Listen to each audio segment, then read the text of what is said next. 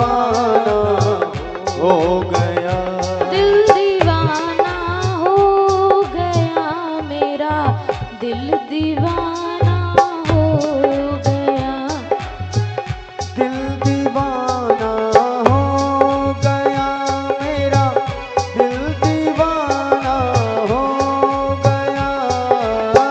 सावली सूरत पे मोहन दिल दीवाना हो गया, सांवरी सूरत पे मोहन दिल दीवाना हो गया।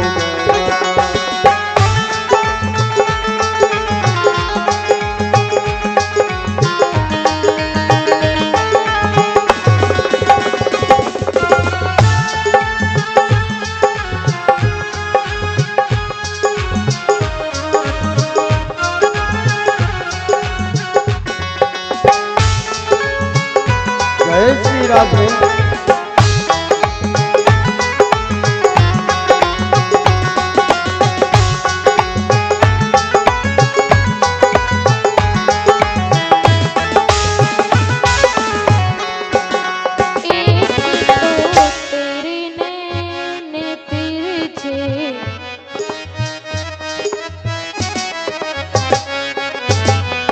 एक तो तेरे नैन तिरछे, दूसरा लाली लगी, एक तो तेरे नैन तिरछे, दूसरा लाली लगी, तीसरा नजरे मिलाना दिल दीवाना हो गया, तीसरा नजरे मिलाना दिल दीवाना हो गया।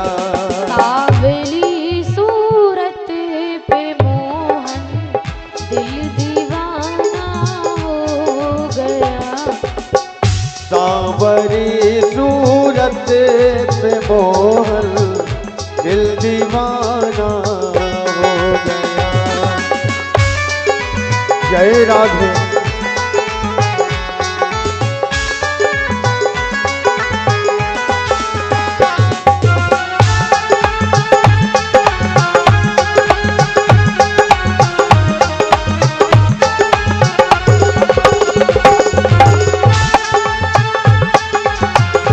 राधे।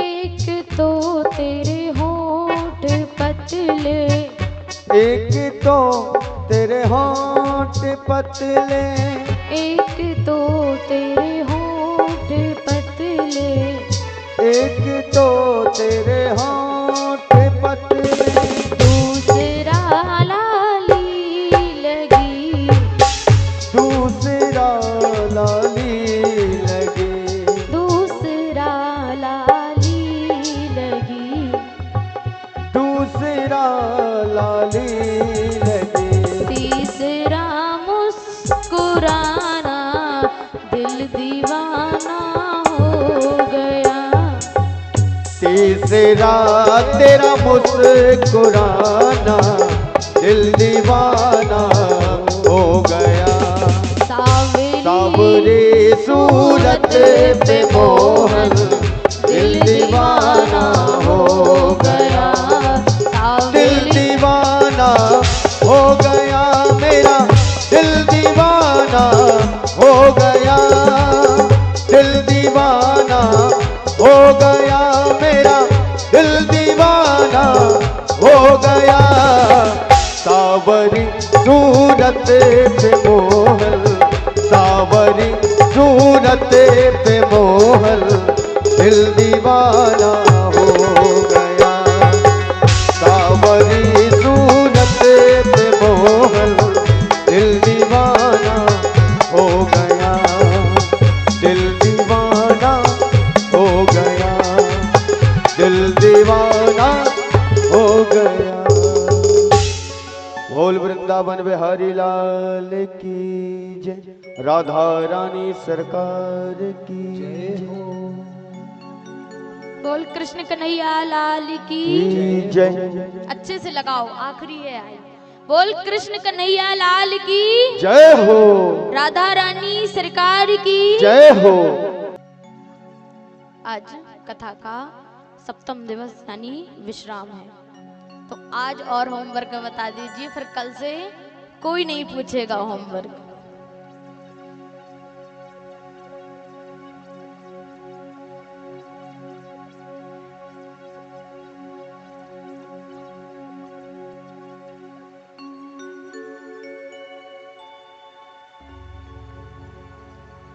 द्वारिकापुरी बसाना, रुक्मणी विवाह, कंस मर्दन और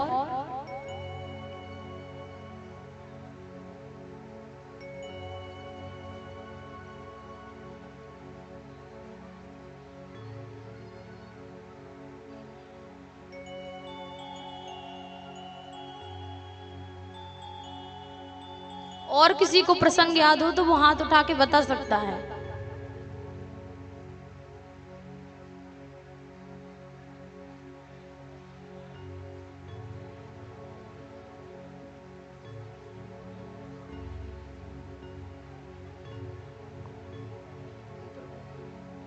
कुब्जा का उद्धार। हाँ चलो ठीक है, अब आप तो हो ही कच्चे, साबित कर दिया आपने, है ना। पर आज समय का अभाव है, हमें कथाएं जल्दी विश्राम देना है, तो हम बिना विघ्न के कुछ और देरी करे कथा में प्रवेश करते हैं। तो भगवान के और अन्य विवाह हुए। सबसे पहला विवाह उनने किसके साथ किया है? देवी रुक्मणी के साथ।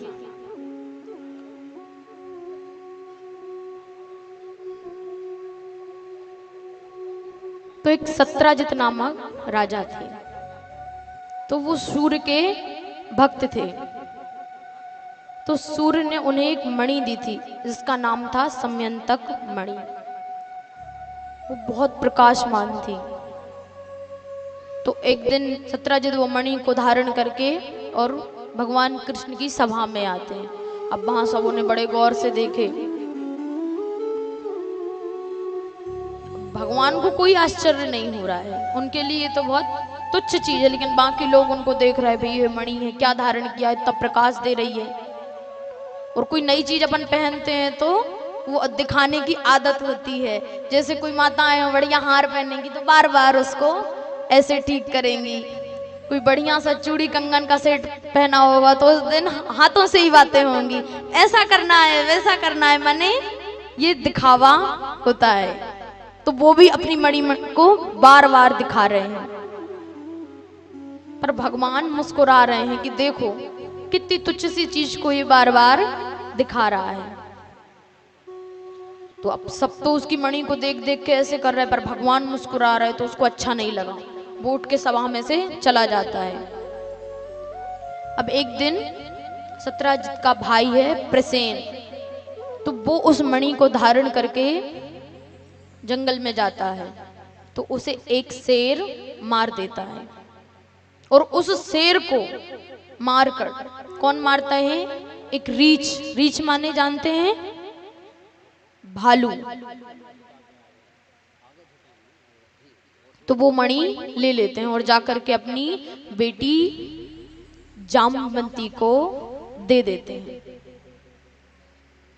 अब जब उनके प्रसेन भाई नहीं लौटते हैं और मणि भी नहीं मिलती है, तो ढूंढते हैं, जंगल में देखते हैं तो सत्राजित की लाश मिलती। अब उनको लगता है कि किसी ने मेरे भाई को मार के और मणि ले ली। तो अब सब पूछते हैं तुमको किसी पर शक हो? कौन कर सकता है ऐसे? किसी ने ये मणि देख के कोई अटपटी हरकत करी हो? तो उसने कहा कि बाकी किसी ने तो नहीं करी, पर हाँ द्वारिकाधीश जो हैं वो देखकर मुस्कुरा रहे थे, तो शायद उन्होंने ही मेरी मणि चुराई है और मेरे भाई को मारा है। अब वो कानों कान वो बात सब जगह फैल रही है। कृष्ण भगवान को पता चलता है तो वो कुछ सैनिकों को साथ लेकर के जाते हैं, तो देखते हैं कि एक शेर मरा पड़ा है, और आगे जाते हैं तो एक रीछ की गुफा है, तो वहां से बहुत तेज प्रकाश आ रहा है। वो अंदर जाते हैं तो वो जामवंती के हाथ में वो मणि देखते हैं, तो वो उससे लेने लगते हैं। इतने में वो रोने लगती है चिल्ला करके, तो वो जो रीछ है वो आ जाते हैं, तो वो भगवान से युद्ध करते हैं।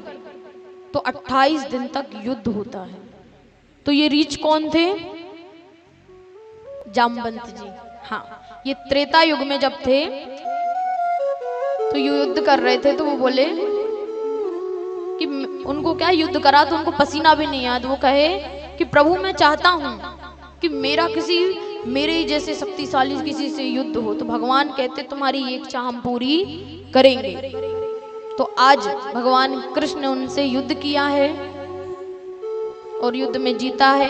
फिर वो क्षमा मांगते हैं, हाँ, और फिर वो कहते हैं प्रभु मुझे आशीर्वाद के तौर पर मैं चाहता हूं कि आप मेरी पुत्री को स्वीकार करें, और साथ में दहेज में वो मणि देते हैं। तो दहेज कैसा होता है जिसे मांगना ना पड़े, वो किस लिए दिया जाता है? एक पिता अपनी पुत्री की सुविधा के लिए देता है, ना कि ससुराल वालों की इच्छा के अनुसार। वो ले आते हैं। अब सत्राजित उनसे क्षमा मांगते, उनको वो मणि लौटाते हैं, तो वो भगवान उनको माफ कर देते। तो वो कहते हैं कि ऐसे माफ नहीं। बोले कैसे? बोले हमारी बेटी से विवाह करना पड़ेगा। तो ऐसे ही भगवान ने सत्यभामा से विवाह किया। तो पहला विवाह रुक्मणी जी के साथ, दूसरा जामवंती के साथ, तीसरा सत्यभामा के साथ। अब एक दिन भगवान अर्जुन के साथ यमुना तट पर थे, तो एक देवी जी ध्यान लगाए बैठी थी। तो वो अर्जुन से कहते हैं कि जाओ पूछो इनसे कि कौन है। तो अर्जुन जाते हैं, पूछते हैं, तो बोले मैं भगवान श्री कृष्ण को पति के रूप में चाहती हूँ, मैं सूर्य पुत्री हूँ, मेरा नाम कालिंदी है। तो भगवान उनको भी स्वीकार करते हैं। तो एक विवाह भगवान का देवी कालिंदी के साथ होता है। एक विवाह भगवान मित्रविंदा से करते हैं, एक सत्या नामक कुमारी हो उनसे विवाह करते हैं, लक्ष्मणा से विवाह करते हैं, भद्रा, ऐसे भगवान के 8 विवाह होते हैं। एक राक्षस है जिसने 16,100 कन्याओं को बंदी गृह में बंद करके रखा है। तो भगवान उनको वहां से मुक्ति कराते हैं। अब वो कन्याएं आत्महत्या के लिए जाने लगती हैं। क्यों? क्योंकि अब बोले हम इतने दिन से बंदी गृह में थे तो हमें अब कोई स्वीकार नहीं करेगा। तब भगवान उनको स्वीकार करते हैं और उनसे विवाह करते हैं। तो ऐसे भगवान के 16,108 विवाह होते हैं। और हर एक रानी से 10-10 पुत्र और एक पुत्री होती है। तो ऐसे करके भगवान के परिवार की संख्या 56 करोड़ हो गई थी केवल भगवान की। परीक्षित कहे महाराज इतने बड़े परिवार में भगवान कैसे रहते होंगे? हम तो एक छोटे से परिवार में रहते तो आए दिन कोई ना कोई दिक्कत आती जाती रहती। तब बोले कि आप थोड़ी सी हम इस चीज पर दृष्टि डालिए कि भगवान अपने परिवार के साथ कैसे रहते थे। तो एक दिन की बात है, भगवान ने सोचा कि सारी रानियां हमसे आए दिन नाराज होती है पर हमारी रुक्मणी हमसे कभी नाराज नहीं होती। सत्यभामा आदि तो आए दिन नाराज होती थी। एक दिन नारद जी स्वर्ग से पारिजात का पुष्प लाते हैं और भगवान के चरणों में समर्पित करते हैं। तो भगवान वो पुष्प को रुक्मणी के बालों में सजाते हैं। अब नारद जी वहां से जाएं सत्यभामा के पास, कहें देवी मैं आपने स्वर्ग का नाम सुना है? बोले हाँ, मैं वहां से एक पारिजात का पुष्प लाया हूँ। तो बोले महाराज अच्छा, बोले कहाँ है? बोले मैंने द्वारकाधीश को दे दिया। बोले ठीक है, हम अवश्य देखेंगे। तो वो कहती हैं कि अवश्य देखना, वो देवी रुक्मणी के बालों में सजा है। अब उनको वही बात अच्छी नहीं लगती, तो वो गुस्सा होकर कोप भवन में चली जाती हैं। भगवान को पता लगता है तो वो कहता है देवी रुक्मणी को तो एक पुष्प ही दिया है, तुमको हम पूरा पारिजात का वृक्ष ला कर दे देंगे। और भगवान एक दिन स्वर्ग से पारिजात का वृक्ष रुक्मणी के आंगन में लगा देते हैं। अब एक दिन भगवान ने सोचा रुक्मणी को नाराज करें, तो भगवान श्री कृष्ण कहते हैं रुक्मणी तुमने हमसे विवाह क्यों किया? ना हमारे खानदान का पता, ना हमारे माता पिता का पता, ना हम में कोई गुण है, और क्या किया है, हम चोरी करी है, फिर भी तुमने हमसे विवाह कर लिया। तो रुक्मणी कहती है प्रभु बड़े सुंदर शब्दों में कि देखिए आप कहते हैं कि आपके माता पिता कोई नहीं है, तो आपके माता पिता कहाँ से होंगे? आप ही तो सबके पिता हैं। अब आप कहते हैं कि हम में कोई गुण नहीं है, इसीलिए संत आपको निर्गुण कहते हैं। अब वो कहे देवी हम तो चोर भी हैं। तो बोले हाँ आप चोर हैं, क्या चुराते हैं? जो आपके सन्मुख आ जाता है उसके जन्म जन्मांतरों के पापों को चुरा लेते हैं। तो ऐसी भगवान ने लीला करी है। तो एक राजा नृग हैं, उनकी कथा आती है कि जो यादव कुमार हैं वो एक दिन खेलते खेलते जंगल में प्यास लगी तो एक कुएं के पास जाते हैं। तो एक बहुत भारी जीव उनको कुएं में दिखता है, तो वो उसे बहुत निकालने की कोशिश करते हैं पर वो नहीं निकलता। वो जीव कौन सा रहता है? गिरगिट। गिरगिट जानते हैं ना?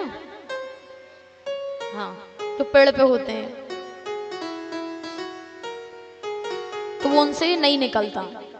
फिर भगवान श्री कृष्ण को बुलाते हैं, तो भगवान आते हैं और उसको बिना किसी उसके निकालते हैं, तो वो एक दिव्य पुरुष बन जाता है। अब भगवान जानते हैं कि वो कौन है, पर भगवान फिर भी पूछ रहे हैं कि तुम कौन हो? तो बोले महाराज मेरा नाम राजा नृग है, मैंने इतना दान किया है, जीवन में इतना दान किया है कि शायद ही कोई मेरे जितना दान करे। मैंने गायों का दान किया, मैंने स्वर्णों का दान किया, हीरे मोती सारी चीजों का। तो फिर बोले कि तुम यहाँ कि तुमने जीवन भर पुण्य ही पुण्य किए हैं, बस एक पाप है।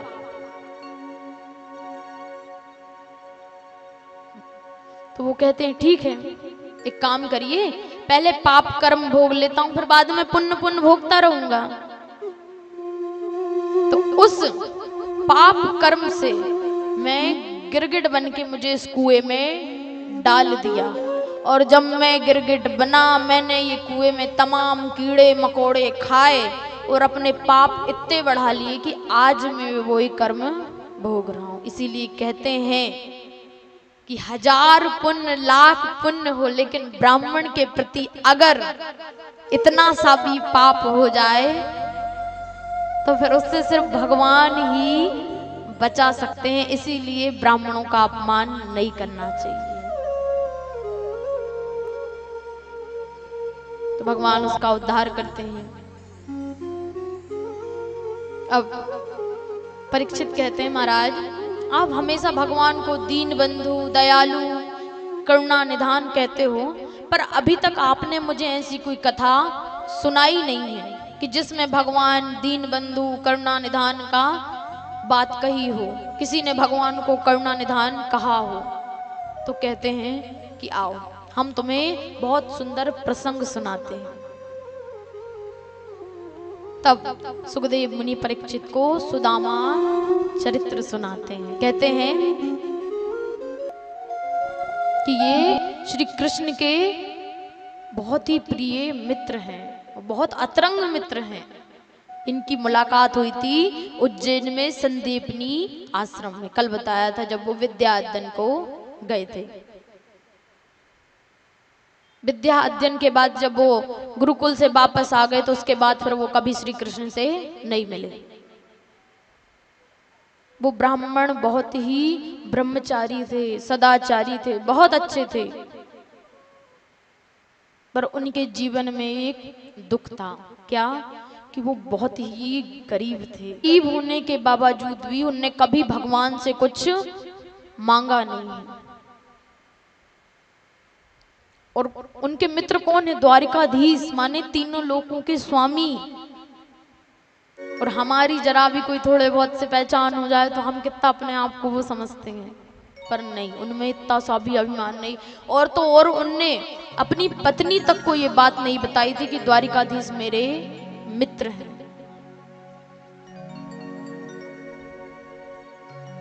अब भगवान को लगा कि ये ब्राह्मण देवता तो अब हमसे कभी कुछ मांगेंगे नहीं। पर भगवान का स्वभाव ऐसा है कि एक बार तो आपको आकर उनसे कहना पड़ेगा और मांगना पड़ेगा। बिना मांगे भगवान आपको कुछ भी चीज, कोई भी वस्तु नहीं मिलेगी, वो नहीं दे सकते। आपको एक बार तो मांगना ही पड़ेगा। अब सुदामा जी तो ऐसे आएंगे नहीं, मांगेंगे नहीं, पर भगवान को देना है। तो भगवान एक ब्राह्मण का भेष बना करके और भिक्षा लेने आते हैं। बोले भिक्षाम देहि देवी, ये सुदामा जी की कुटिया है? बोले हाँ हाँ महाराज। आप कौन? बोले मैं उनकी पत्नी सुशीला। अच्छा अच्छा। बोले देवी, मैंने सुना है कि आपके जो स्वामी हैं उनके मित्र श्री कृष्ण हैं, द्वारिकानाथ हैं। बोले अच्छा। बोले हाँ। बोले ये बात तो उन्होंने मुझे कभी नहीं बताई। बोले नहीं नहीं देवी, आप पूछना। अब आज पूजन इत्यादि से वो निवृत्त होते हैं। तो सुशीला, उनकी जो पत्नी है, वो सुदामा जी से कहती है कि स्वामी, आपने मुझे आज तक नहीं बताया कि श्री कृष्ण द्वारिकाधीश आपके मित्र हैं। तो वो बोले देवी, ऐसी कभी कोई बात हुई नहीं कि मैं बताऊं। कोई साधारण भी नहीं, बिल्कुल दीनहीन व्यक्ति कहे कि प्रधानमंत्री मेरा मित्र है, तो कोई जल्दी भरोसा करेगा भी नहीं। तो वो बोले कि ठीक है, आपने किसी को नहीं बताया, पर मुझे तो बताना चाहिए था। तो अब मैं चाहती हूं कि आप अपने मित्र के पास जाएं और कुछ मांगे। क्या है, सुदामा जी तो कभी कुछ मांगते नहीं। अब उनकी पत्नी भी बेचारी कब तक मांगे। तो वो कहे कि आप अपने प्रभु के पास जाइए। तो वो कहते हैं कि नहीं देवी, मित्रता में मांगना पड़े, फिर वो मित्रता कहाँ हुई कि एक मित्र गरीब है और दूसरा पैसे वाला है, धन वाला है, तो आप जाकर उससे धन मांगो तो फिर मित्रता का कोई मतलब नहीं। तो मैं उससे धन नहीं मांगू, मैं उनसे धन नहीं मांगूंगा। तो फिर सुशीला समझ गई कि अगर ज्यादा जोर दिया तो ये फिर जाएंगे ही नहीं। इसलिए वो कहती हैं ठीक है स्वामी, मत मांगना, पर मिल तो आइए। तो वो कहते हैं ठीक है सुशीला, तुम्हारी ज्यादा ही इच्छा है तो हम चले जाते हैं। पर कहते हैं कि अपने मित्र के यहाँ जाओ, कुछ स्थान बताएं जहाँ जाओ तो खाली हाथ नहीं जाना चाहिए। एक बेटी के घर जाओ तो खाली हाथ नहीं जाना चाहिए, चाहे अपनी सामर्थ्य अनुसार कोई भी वस्तु लेकर जाओ। मित्र के घर जाओ तो खाली हाथ मत जाओ। सुदामा जी कहते हैं कि देवी, अपने घर तो कोई वस्तु ऐसी दिख नहीं रही जो मैं लेके जाऊं, जब व्यवस्था हो जाएगी तब मैं चला जाऊंगा। बेचारी सुशीला जाती है, 4 ब्राह्मणों के घर से 4 मुट्ठी चावल। देखिए उनकी गरीबी का अंदाजा आप लगाइए कि कोई एक घर से 4 मुट्ठी चावल भी ना दे, 4 घर से एक एक मुट्ठी चावल लेके आए। ये पीड़ा, गरीबी की पीड़ा उन पर बीती है, वो जानिए जिनके ऊपर ये गरीबी जैसी विपदा आती है, तो ये वही जानते हैं कि गरीबी क्या होती है। अब अब उनको 4 मुट्ठी चावल मांग कर लाती हैं, पर उसको रखने के लिए उनके पास कोई सामान नहीं, कोई कपड़ा नहीं जिसमें बांध दे। फिर घर में बहुत ढूंढते हैं तो एक जीर्ण सीर्ण सी एक धोती मिलती, उसको दोबरा तेबरा करके वो चावल को बांध के और सुदामा जी को देते हैं। सुदामा जी निकल पड़े। अब आगे बढ़ते हैं तो वो बहुत थक जाते हैं, तो कहते हैं कन्हैया अब मुझसे चला नहीं जा रहा है, तू ही कुछ कर। बस इतना जो उनने कह दिया। कहते हैं ना कि एक बार तो तुमको मांगना ही पड़ेगा, एक बार तो तुमको कहना ही पड़ेगा। हम कह देते हैं ना कि वो भगवान ने उसको दिख नहीं रहा है कि हमको क्या चाहिए, नहीं दिख रहा है, पर एक बार तो तुमको उनसे कहना ही पड़ेगा। जैसे एक माँ है तो वो बच्चे को कब तक दूध नहीं पिलाती, जब तक वो रोता नहीं है। तो माँ भी अपने बच्चे को बिना रोए दूध नहीं पिलाती है। तो ऐसे ही भगवान कि एक बार तो तुमको उनसे कहना ही पड़ेगा कि हमको ये तकलीफ है या हमको ये चीज चाहिए। तो जैसे ही उनने मन में कहा कि कन्हैया अब मुझसे नहीं चला जा रहा, अब तू ही संभाल, तो वो वहीं उनकी निद्रा लग जाती है। और जैसे ही आंख खुलती है तो वो द्वारिकापुरी में पहुंचते हैं। अब बड़े बड़े महल दिखे तो उठ के वो देखते हैं कि भाई एक राहगीर से पूछते हैं, भाई कहाँ आ गए हम? बोले ये द्वारिका है। बोले ये श्री कृष्ण की द्वारिका है? बोले हाँ। तो बोले कि उनका महल कहाँ है? तो बोले ये सारे महल उनके ही हैं। अच्छा। अब वो जाते हैं तो श्रीमद् भागवत कथा अनुसार तो वो सीधे रुक्मणी जी के कक्ष में पहुंचते हैं बिना किसी रोक टोक के। पर श्री नरोत्तम जी ने बहुत सुंदर सुदामा चरित्र को गाया गया है। तो जैसे ही द्वार पर पहुंचते हैं तो द्वारपाल से कहते हैं, तो आइए हम सब भी उसको बड़े भाव से सुनते हैं।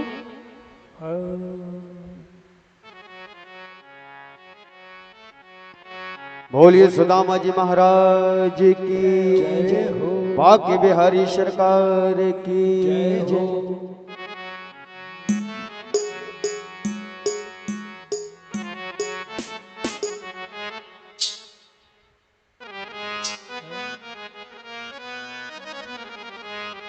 देखो देखो ये गरीबी का हाल,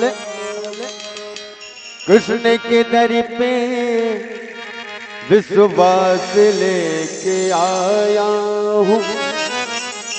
मेरे बचपन का यार है मेरा श्याम, यही सोच कर मैं आस करके आया हूँ।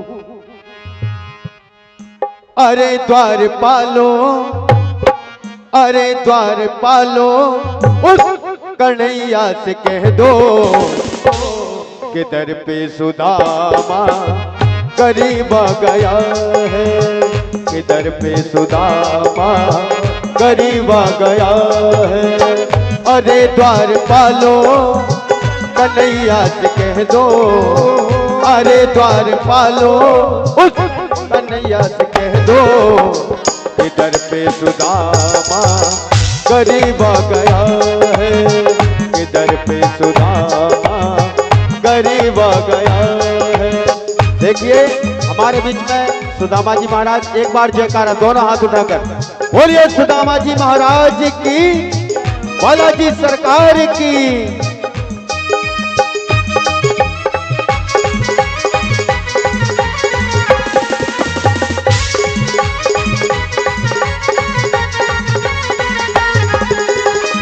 न सर पे है पगड़ी, न तन पे है जामा, बता दो कन्हैया को नाम है सुदामा। बता दो कन्हैया को नाम है सुदामा, बता दो कन्हैया को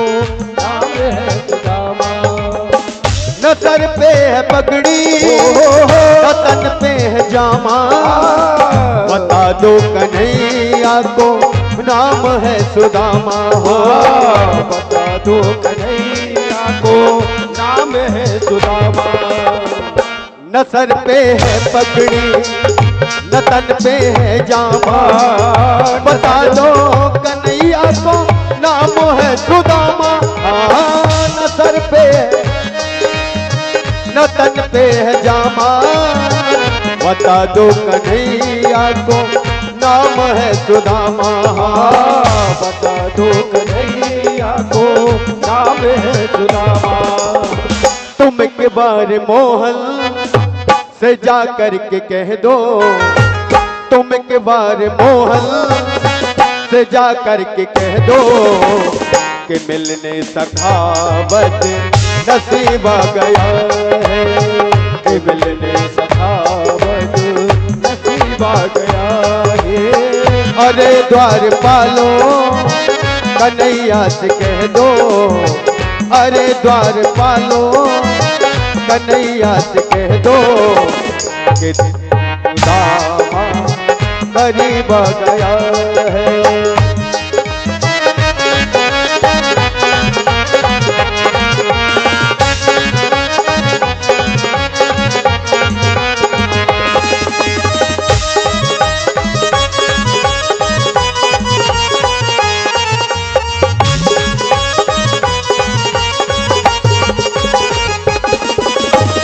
सुनते ही दौड़े चले आए मोहन, लगाया गले से सुदामा को मोहन।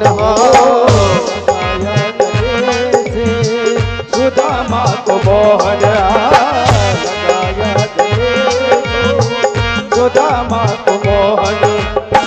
सुनते ही दौड़े चले आए मोहन, लगाया गले से सुदामा को मोहन हो।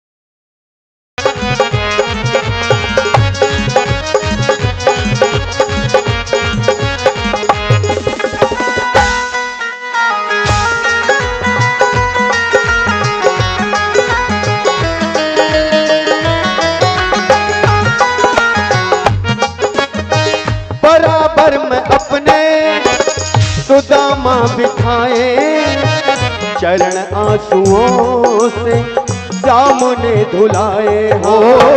चरण आंसुओं से सामने धुलाए हो, चरण आंसुओं से सामने धुलाए। बराबर में अपने सुदामा बिठाए, चरण आंसुओं से सामने धुलाए हो। चरण आंसुओं से सामने धुलाए हो, चरण आंसुओं से सामने धुलाए।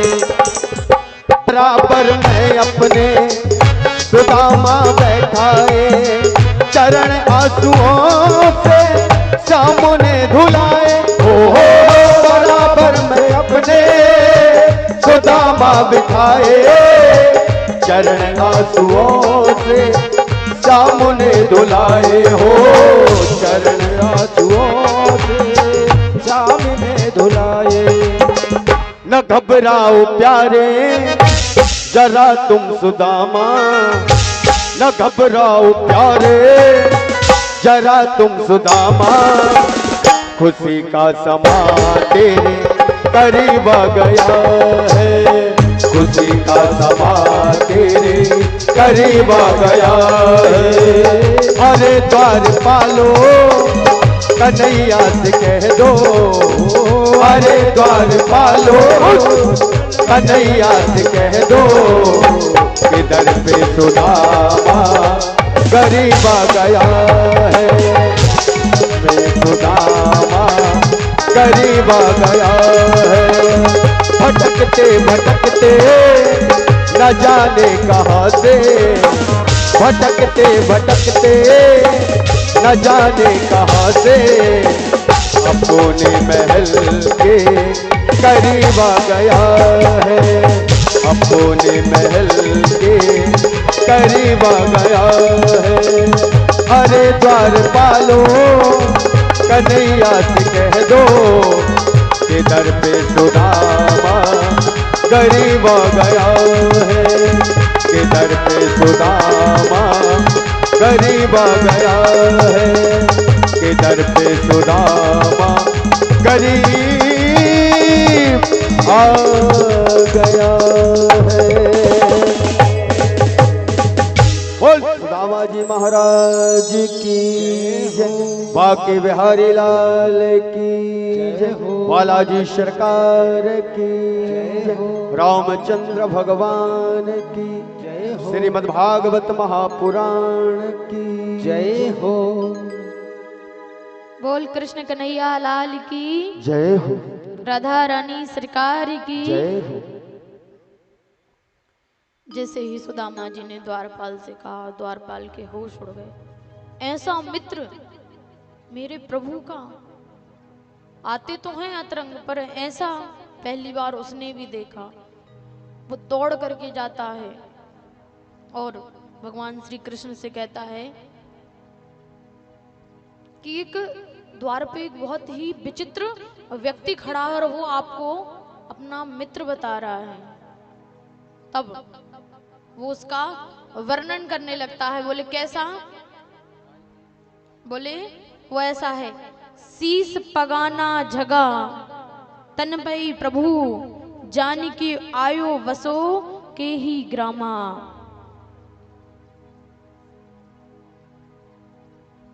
शीस पगा न झगा तन पे,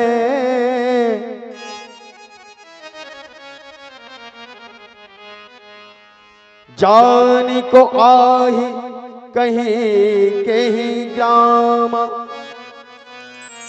धोती फटी सिलटी दुपटी अरुपाय उपान ही की नहीं शाम। द्वार खड़ो दुज दुर्बल एक, रहो चक सो वसुधा अभिराम। पूछत दीन दयाल को धाम, बतावत आपन नाम सुदाम, बतावत आपन नाम सुदाम। अब जैसे ही भगवान सुनते हैं सुदामा तुरंत दौड़ करके गिर जाते हैं। ना ही उन्हें अपने पीताम्बर की होश रहती, वो जमीन पर गिर जाता है। भगवान दौड़ते हैं और द्वार पर पहुंचते हैं और जैसे ही सुदामा जी को देखते हैं हृदय से लगा लेते हैं। ना सुदामा जी कुछ बोल पाए और ना श्री कृष्ण कुछ बोल पाए, दोनों बस रो रहे हैं। और सुदामा जी को वो भीतर लेकर आते हैं। अब सभा में सबने सोचा कि जाने कौन आने वाला है, बेचारे स्वागत में खड़े, और जब जैसे ही सभा में लेके गए तो सोचा कि आने वाला ऐसा होगा हमने कभी नहीं सोचा था, और जिसके लिए भगवान ऐसे दौड़ के गए। सुदामा जी जाते हैं तो भगवान उनको सबसे ऊंचे स्थान जहाँ पर वो बैठते हैं वहाँ पर बिठाते हैं। रुक्मणी जी को आंखों से इशारा करते हैं कि जाओ जल लेकर आओ पैर धुलने के लिए। अब रुक्मणी जी दौड़ कर जाती है, पर मन में विचार कर रही है हजारों दास दासियां खड़े हैं, पर भगवान ने मुझे आदेश दिया, माने ये कोई साधारण नहीं है। जाती है तो रुक्मणी जी जल लेकर आ नहीं पाती, उससे पहले भगवान अपने नेत्रों से सुदामा जी के चरण धोते हैं। तो कितने भाग्यशाली होंगे वो सुदामा जी। सोचकर देखिए कि भगवान दौड़कर उन्हें हृदय से लगाया, अपने सिंहासन पर बिठाया और फिर अपने नेत्रों के आंसू से उनके चरण धोए। तो कितने भाग्यशाली। कोई उन्हें दरिद्री बोल रहा है, गरीब बोल रहा है, जाने क्या क्या, तो वो दरिद्री हो सकता है क्या? वो गरीब थे, वो दरिद्री नहीं थे। दरिद्रती होते तो क्या भगवान उनके हृदय से लगाते? कभी नहीं लगाते। क्या अपने नेत्रों से उनके चरण धोते, अपने निज सिंहासन पर बिठाते? नहीं बिठाते। देखी सुदामा की दीन दशा, करुणा करके करुणा निधि रोए। पानी परात को हाथ छुओ नहीं, नैनन के पग सो नैनन के जले सो पग धोए। उनके पैरों में बड़े बड़े छाले हो गए, उनमें छोटे छोटे कंकड़ हैं। तो भगवान बड़ी दशा देखते हैं, पर सुदामा जी बड़े सहमे सहमे से बैठे हैं। उनको लग रहा है इतना बड़ा राजा अधिराजा, इतनी बड़ी सभा, और मैं कहाँ, इतना दीनहीन व्यक्ति। तो वो बहुत संकोच कर रहे हैं। आपने भी देखा होगा कोई बहुत साधारण व्यक्ति रहता है, ज्यादा बड़े लोगों में बैठता है तो वो भी बहुत संकोचाता है। ये सत्य है। जो बेचारे थोड़े दीनहीन हैं, ये पीड़ा केवल वो ही जानते हैं। ज्यादा बड़े लोगों में, ज्यादा हाई फाई जो लोग होते हैं, उनके बीच में बैठने से वो संकोचाते हैं, सहमे सहमे से बैठते हैं। तो भगवान सोचते हैं कि मेरा मित्र बहुत डरा हुआ सा है, तो वो कहते हैं चलो मित्र अपन अंदर चलते हैं। वन तापरा में ले जाते हैं, उनको नहलवाते हैं, भोजन करवाते हैं, अच्छे वस्त्र धारण करवाते हैं। और जैसे ही सुदामा जी बैठते हैं तो भगवान श्री कृष्ण उनके पैर दबाने लगते हैं। सोचकर देखिए उस दृश्य को कि तीनों लोकों का स्वामी सुदामा जी के पैर दबा रहा है। कल्पना करके देखिए कि वो कितने भाग्यशाली होंगे सुदामा जी। वो कौन है? भगवान के भक्त हैं केवल, पर वो कितने भाग्यशाली हैं। भक्ति में ये सामर्थ्य होती है। अगर आपकी भक्ति सुदामा जी जैसी हो तो। अब रुक्मणी जी ने सोचा मेरे प्रभु चरण दबा रहे हैं तो कुछ सेवा मैं ही कर लूं, तो वो पंखा झालने लगती है। अब देखो, जिन लक्ष्मी जी के पीछे आगे हम फिरते हैं, सारी मेहनत किसके लिए करते हैं? लक्ष्मी के लिए। तो वो आज वो लक्ष्मी सुदामा जी का पंखा झाल रही है। तो कोई सृष्टि में, संसार में सुदामा जी जैसा भाग्यशाली कोई होगा कि तीनों लोकों को स्वामी उनके चरण दबा रहा है और तीनों लोकों की स्वामिनी पंखा झाल रही, माने उनकी सेवा कर रहे। तो कैसी भक्ति रही होगी सुदामा जी की। तो हम में तो इतनी सामर्थ्य भी नहीं है कि उनकी भक्ति का हम वर्णन भी कर सकें। ऐसी भक्ति उनकी होगी। अब वो कहते हैं कि मित्र, बहुत देर से देख रहा हूं तुम सहमे सहमे हो, कुछ बोल नहीं रहे हो, ये बताओ तुमने शादी ब्याह करा कि नहीं करा? तो सुदामा जी शर्माते हैं, कहते हैं किया है। बहुत अच्छी है तेरी भाभी और उसका नाम है सुशीला, जैसा नाम है वैसी वो है।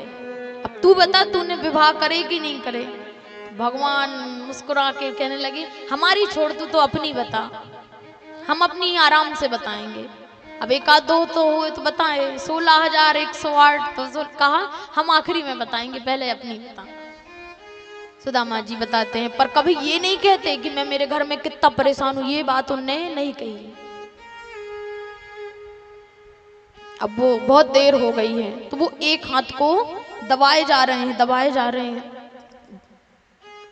भगवान श्री कृष्ण कहते हैं, सुदामा मुझे ऐसा लगता है कि बचपन की आदत तुम्हारी अभी तक गई नहीं है, चीजें छुपाने की। याद है तुम्हें उस दिन अपन जब गुरु माता की गुरुदेव के आदेश अनुसार अपन जंगल में लकड़ी लेने गए थे तो वहां कितनी बारिश हुई थी, फिर अपन दोनों वृक्ष पर बैठे थे और कितनी बारिश हो रही थी, तो ठंड के मारे तुम्हारे कितने दांत कांप रहे थे। अब सुदामा जी को लगा ये जाने क्या और पोल पट्टी खोलेगा, तो सुदामा जी बड़े जोर से हंसने, अरे वो तो बचपन की बातें हैं, छोड़ो उन सब बातों को। भगवान कहते हैं कि मुझे लगता है वो आदत आज भी नहीं गई। बोले क्यों? बोले मैं बड़ी देर से देख रहा हूं कि तुम अपने हाथ को दबाए जा रहे हो, मुझे ऐसा लगता है कि तुम कुछ छुपा रहे हो। वो कहे मैं कुछ नहीं छुपा रहा, मुझे लग रहा है कि तुम कुछ छुपा रहे हो। अरे भाभी ने कुछ तो दिया होगा मेरे लिए। वो कहे मेरे पास क्या रखा है, हम तो साधारण से ब्राह्मण हैं, हमारे पास क्या रखा है? तो वो कहते हैं देखो मित्र, तुम अभी भी मुझे समझने में भूल कर रहे हो, मेरा स्वभाव समझो। मुझे बहुत सारे फूल नहीं चाहिए, फूल में सिर्फ एक फूल हो। बहुत सारे फल भी नहीं चाहिए, फल में सिर्फ एक फल हो। वो सब भी ना हो तो सिर्फ एक पत्ता हो, और वो पत्ता भी नहीं हो तो जल हो, और जल भी नहीं हो तो केवल भाव हो। तुम फिर भी ऐसी बातें कर रहे हो, बताओ जो कुछ भी है। वो कहते मेरे पास कुछ नहीं, तो भगवान वो तो देते नहीं, तो भगवान खींच लेते हैं पोटली। जैसे ही पोटली खोलते हैं तो उसमें चावल रहते हैं, तो भगवान एक मुट्ठी चावल खाते हैं तो धन वैभव जो उनके जीवन में श्री 6 लिखा था, तो भगवान ने उसको पलट करके यक्ष श्री कर दिया। माने कुबेर की संपदा भगवान ने उनके नाम कर दी। दूसरी मुट्ठी खाते हैं तो दूसरा लोक उनके नाम कर देते हैं। अब जैसे ही तीसरी खाने को आए तो रुक्मणी जी ने हाथ पकड़ लिया। बोले प्रभु, सारा सुदामा जी को देकर क्या फिर खुद सुदामा जी बनना चाहते हो? रोक लेती, कहते हम भी ये प्रसाद पाएंगे, ऐसा क्या करके वो ले जाती है। अब सुदामा जी का हमारा सब कुछ जान लिया, अब अपने बारे में बता। तो भगवान कहते हैं कि हमने विवाह किया है, तो मिलवा ही देते हैं। अब बताते क्या है, तो वो एक एक करके रानियां आती हैं, अब आती जा रही हैं, वो बेचारे आशीर्वाद देते जा रहे हैं। अब 1,000, 2,000, 3,000, 4,000 हो गई, 5,000 हो गई। सुदामा जी थक गए, बोले और कितनी है कन्हैया? बोले अभी तो आधी भी नहीं भाई। वो कहते हैं कन्हैया फिर तो हो गई हमारी सीताराम, हम तो पागल ही हो जाएंगे, तो 2-10 दिन लग जाएंगे आशीर्वाद देते देते। तो एक काम कर, तू इन सबका अर्धांग है, तो मैं सबका आशीर्वाद तुझे दे देता हूँ, तो उनको भी मिल जाएगा, पर बता तो दे कि वो कितनी हैं। तो वो कहते हैं कि 16,108। सुदामा जी कहते धन्य हो कृष्ण, मैंने तो एक विवाह किया तो नहीं बुला पाया, तुमने इतने विवाह किए तब भी मेरी याद नहीं आई। तो वो कहते अब तारीख पक्की हुई होती तो हम बुलाते, अब वो बस होते ही चले गए।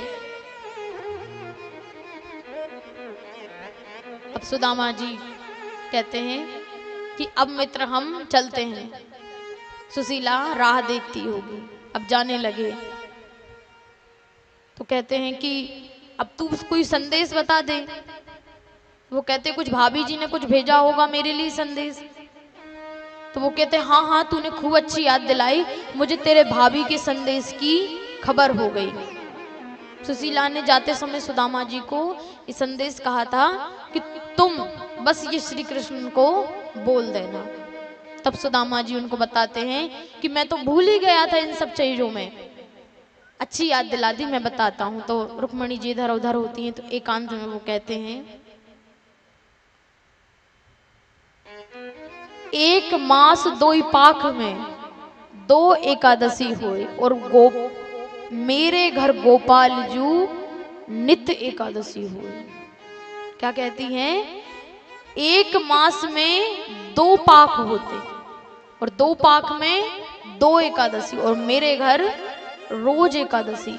माने हे प्रभु, वर्ष में आपके जो भक्त हैं वो मास में 2 पाक में 2 एकादशी का व्रत करते हैं, पर मेरे घर में नित्य एकादशी होती है। तो क्या प्रभु कभी मेरे घर में द्वादशी आएगी? तो भगवान तुरंत आंख बंद कर लेते हैं, उनको बड़ी पीड़ा होती है सुनकर। सुदामा जी से कुछ नहीं कहते हैं, सीधा संदेश सुशीला को कहते हैं, होनी सी तो जो हो गई भाभी, होनी सी तो जो हो गई, अब ना ऐसी होए भाभी, तेरे घर नित्य द्वादशी हुए।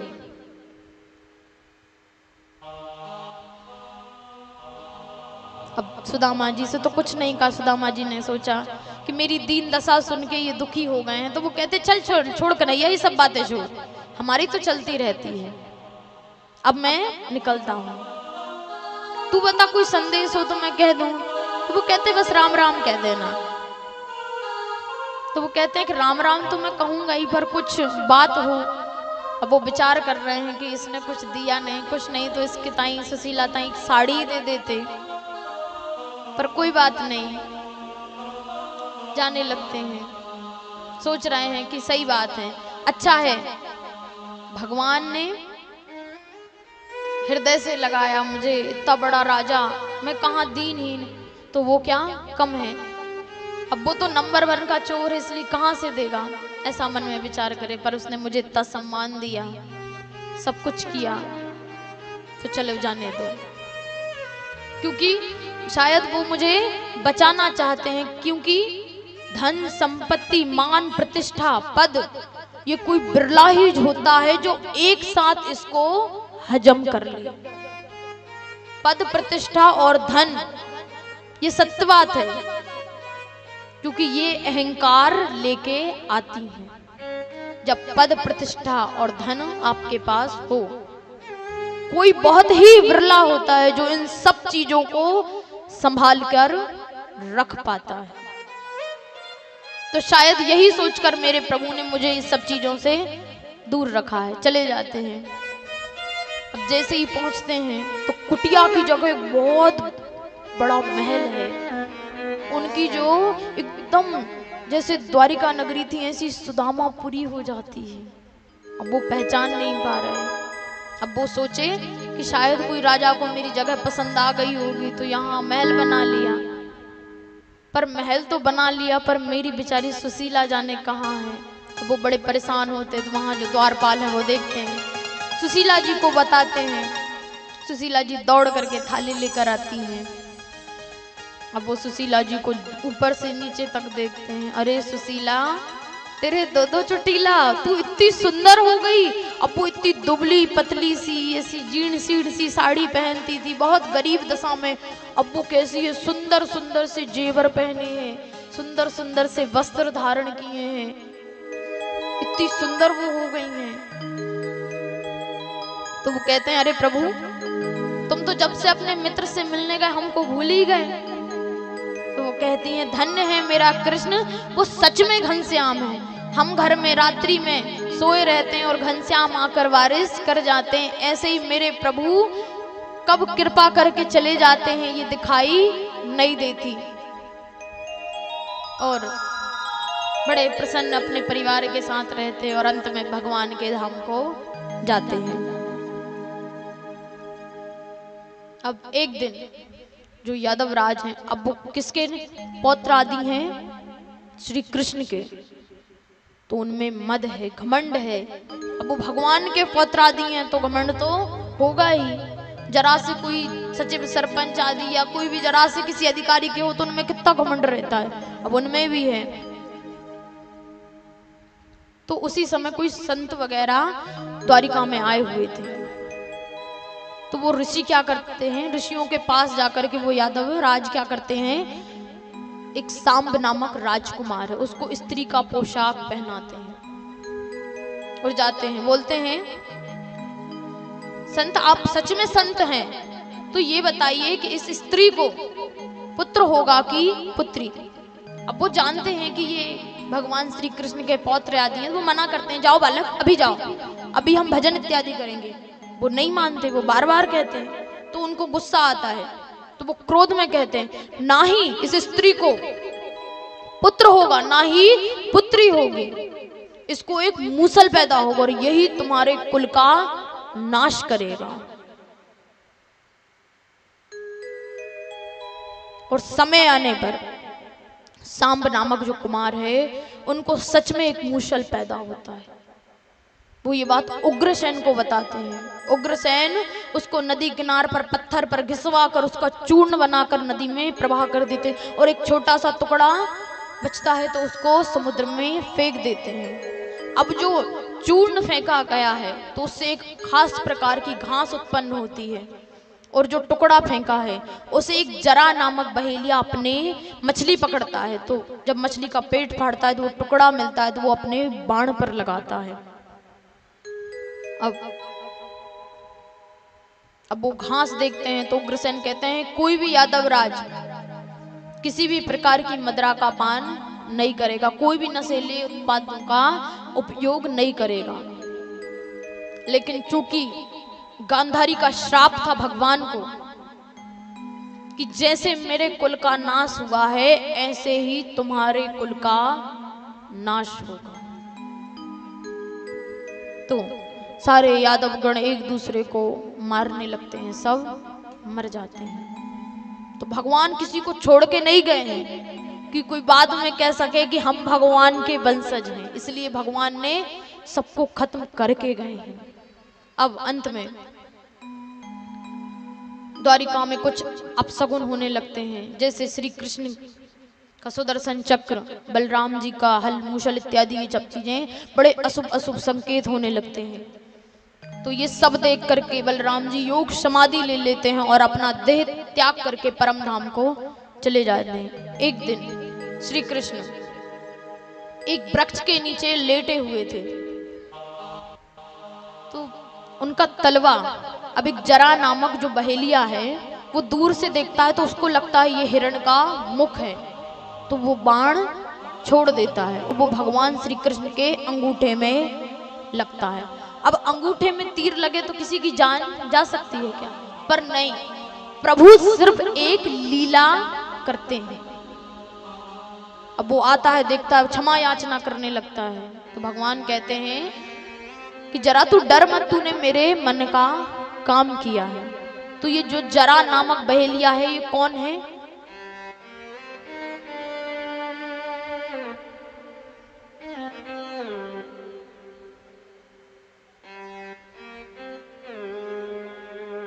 हाँ, ये त्रेता युग में जब भगवान श्री राम ने बाली को छुपकर बाण मारा था तो अपने लिए भी वैसी ही मृत्यु चुनी है कि आज धोखे से जरा ने श्री कृष्ण को बाण मारा है। तो आप सोचकर देखिए कि कर्म तो घूमकर आते हैं, आज नहीं तो कल। भगवान को नहीं छोड़ा, भगवान ने ये नीति बताई है कि जब कर्मों का फल मुझे भोगना पड़ा तो फिर तुम तो साधारण मनुष्य हो, तो तुम कैसे बच सकते हो। भगवान ने वैसी मृत्यु इसीलिए चुनी ताकि जीव ये ना कहे कि नहीं तुम तो भगवान थे तो तुमने अपने अपने हिसाब से सब कुछ करके लीलाएं करके चले गए, हम मनुष्य, हम तो कर्मों का फल भोग रहे हैं। तो इसीलिए भगवान ने वैसी ही मृत्यु अपने लिए चुनी।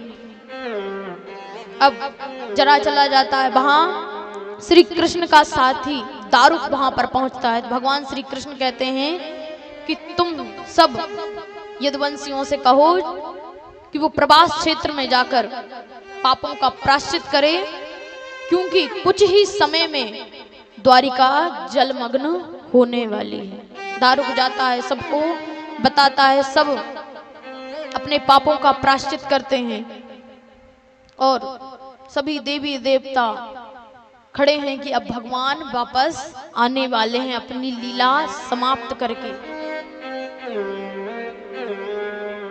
तो कहते हैं भगवान की सब देवताएं स्तुति कर रहे हैं और एक बहुत ही तेज पुंज पैर पसारना आरंभ कर दिया।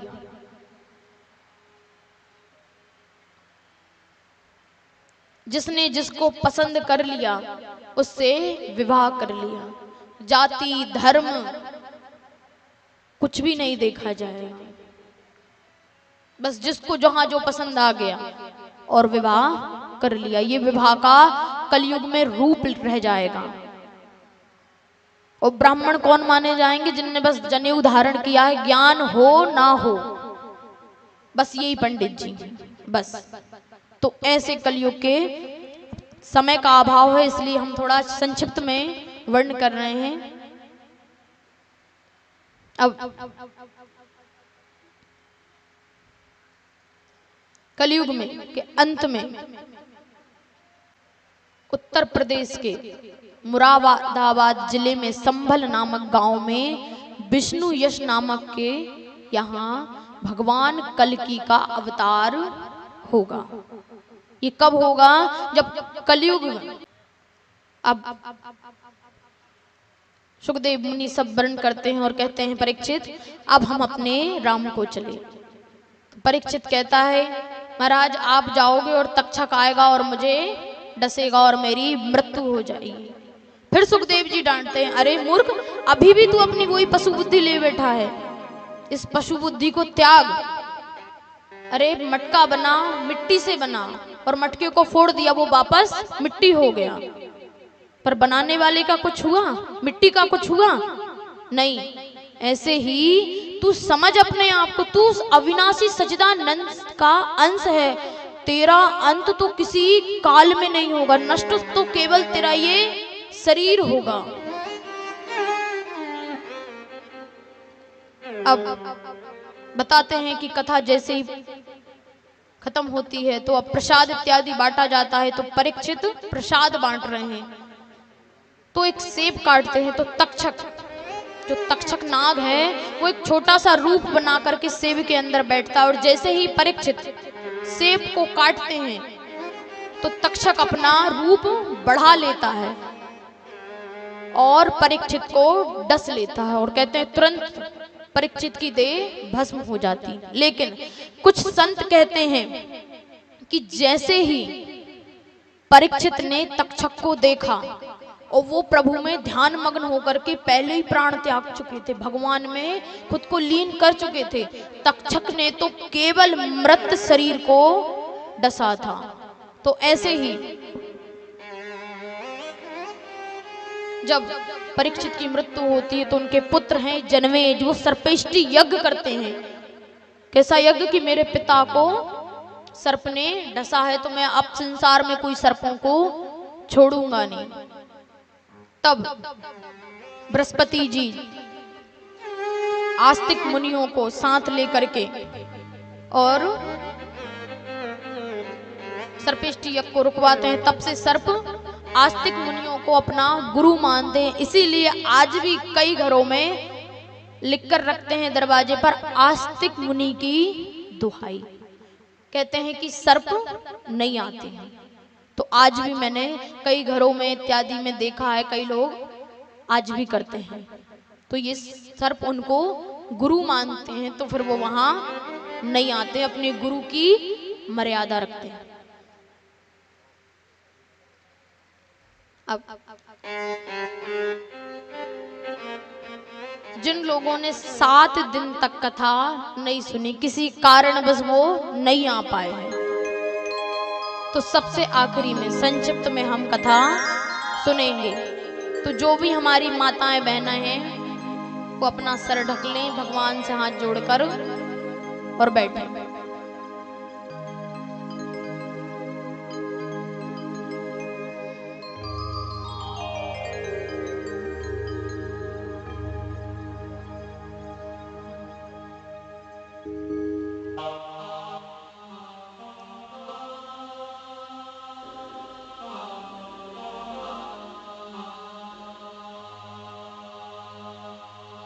देखिए, सबसे पहले एक महत्वपूर्ण बात थी जो रह गई थी।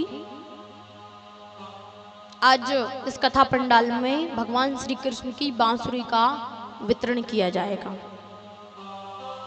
तो जिनको भी धन लाभ, व्यापार वृद्धि, परिवार में प्रेम, वैवाहिक सुख, स्वास्थ्य लाभ, रचनात्मक घर के वास्तु दोस्त इत्यादि कुछ कार्य हैं, तो वो उस बांसुरी को जो मिलेगी आपको यहाँ दी जाएगी भगवान के आशीर्वाद से।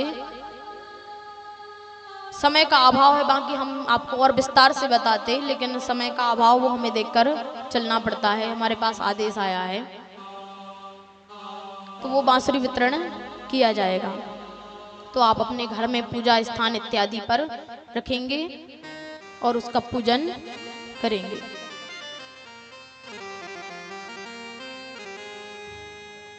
तो आइए, जिन लोगों ने 7 दिन तक कथा नहीं सुन पाए थे किसी कारण बस, तो एक साथ सारे प्रसंग हम बताएंगे। प्रथम स्कंद में सुखदेव मुनि परीक्षित जन्म का प्रसंग है, कुंती माता की स्तुति है, भीष्म स्तुति है, राजा परीक्षित का सुखदेव मुनि का आना उनकी सभा में, और द्वितीय स्कंद में साधो मुक्ति, क्रम मुक्ति वर्णन है, ब्रह्मा जी की उत्पत्ति है, चतुर्थ श्लोकी भागवत का व्याख्यान है। तृतीय स्कंद में विदुर मुनि मैत्रीय संवाद है, कपिल देवहूति संवाद है, हिरण्याक्ष का वध आदि कथाएं हैं। चतुर्थी स्कंद में सती चरित्र, ध्रुव चरित्र और ध्रुव जी के वंश का निरूपण है। पंचम स्कंद में प्रियव्रत चरित्र, अग्निन्द्र चरित्र, नाभि चरित्र और जड़भरित की कथा है। जड़भरत राहुगण संवाद है, खगोल भूगोल का वर्ण है, 28 नरकों की कथा है। छठवें स्कंद में सर्वप्रथम अजामिल उपाख्यान है और गुरु हत्या का परिणाम, मृदुगणों की उत्पत्ति। 7वें स्कंद में प्रहलाद चरित्र, नरसिंह देव की कथा है। 8वें स्कंद में गजेंद्र उपाख्यान है, समुद्र मंथन, वामन अवतार और मत्स्य अवतार की कथा है। 9वें स्कंद में सूर्यवंश और श्री राम की कथा, चंद्रवंश का संक्षिप्त वर्ण है। 10वें स्कंद में प्रभु श्री कृष्ण की विस्तारित लीलाओं का निरूपण है, गोकुल लीला, वृंदावन लीला, मथुरा लीला आदि का विस्तार से निरूपण है। प्रभु की करुणा की कथा है। 11वें स्कंद में नव योगेश्वरों का संवाद है, श्री कृष्ण उद्धव संवाद है, यदुवंशियों को शाप लगने की कथा है और आपस में संघार, भगवान का स्वधाम गमन, उद्धव जी का बद्रिक आश्रम जाना। 12वें स्कंद में कलयुग के दुर्गुणों का वर्णन है, नाम की महिमा का वर्ण है। सुखदेव जी का परीक्षित को अंतम उपदेश और वहां से प्रस्थान, तक्षक सर्प का डसे जाने का और परीक्षित की मृत्यु और उनका मोक्ष। जनमेज का सर्पेष्टि यज्ञ करना और आस्तिक मुनि को उनको समझाना, और मार्कंडे जी ने जो माया का प्रलय देखा है उसका संक्षिप्त में वर्ण है और भागवत का सारांश है। तो आइए भगवान की कथा को हम विश्राम करेंगे, लेकिन उससे पहले भागवत का आखिरी श्लोक सब लोग बोलेंगे एक साथ।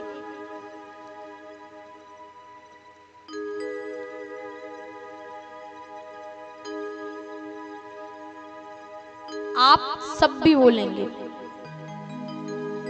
नाम नाम संकीर्तनम संकीर्तनम यश यस्य सर्व सर्व पाप पाप प्राणसन्नम प्राणशनम प्राणमो प्रणामो दुख शन्नम दुख समनस्तम तम तम नमामि नमामि हरिम हरिम परम परम नमामि हरम परम। बोलिए श्रीमद् भागवत महापुराण की जय श्री सुखदेव मुनि महाराज की जय श्री व्यास जी महाराज की जय कृष्ण कन्हैया लाल की जय राधा रानी सरकार की जय हनुमान जी महाराज की जय जय जय श्री सीताराम। जय जय श्री सीताराम राधे। और सबसे महत्वपूर्ण बात, इस 7 दिनों में अगर मेरी इस वाणी से कोई ऐसी बात निकली हो जिसने आपके हृदय को पीड़ा पहुंचाई हो, तो उसके लिए कान पकड़ के क्षमा। क्या करें, मांस की जीवा है, वो पलट जाती है। कभी कभी कोई बात ऐसी निकल जाए जो आपके हृदय को अच्छी ना लगी हो और हमने कह दी हो। यहाँ से भी और 7 दिन हम देख रहे हैं, सब हमारी बहुत सेवा कर रहे हैं। अगर हमने कोई बात कह दी तो वो पूरी होनी ही है, जब कहा है तभी होनी है। आज की बात है, हम थोड़ी सी बात से नाराज हो गए थे तो हमारी ये जनामान पत्नी, उनके परिवार वाले सारे के सारे बहुत परेशान हो गए थे। और हमारी यजमान पत्नी ने हमारे पैरों को पकड़ करके हमसे क्षमा याचना करी और कहा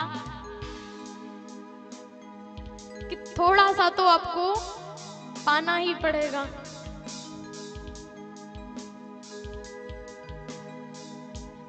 तो इतने प्रेम से हमें 7 दिन आपने रखा,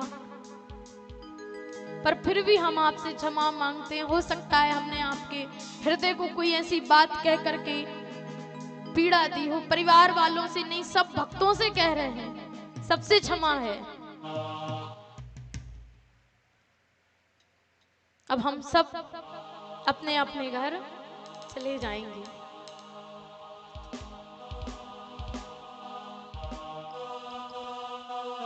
बहुत बहुत धन्यवाद सबका, जो इतना प्रेम, इतना स्नेह सबने दिया।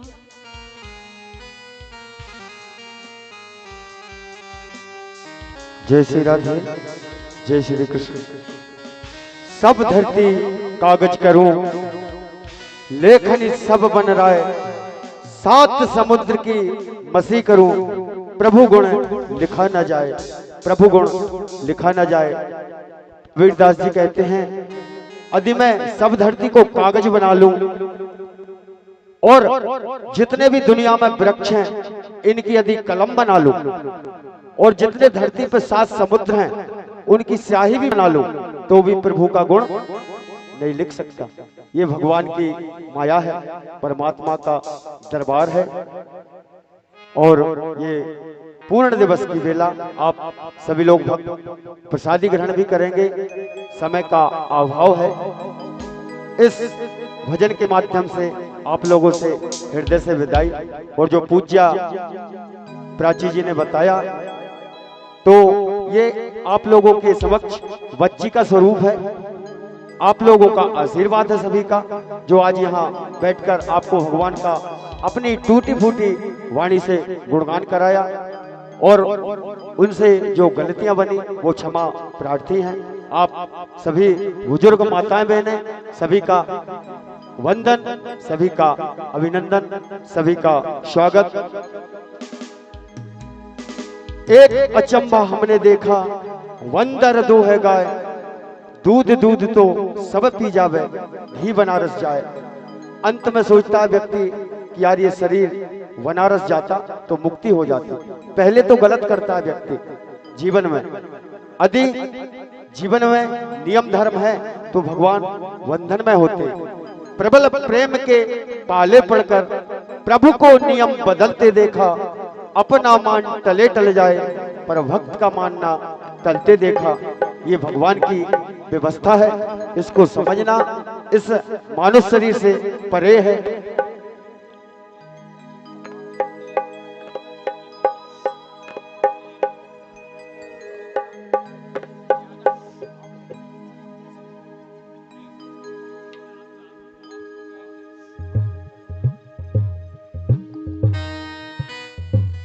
आइए हरि अनंत हरि कथा अनंता कहीं सुनई बहु विधि सब संता। इस भजन के माध्यम से आप लोगों से विदाई, शांति के साथ सब प्रसाद ग्रहण करेंगे।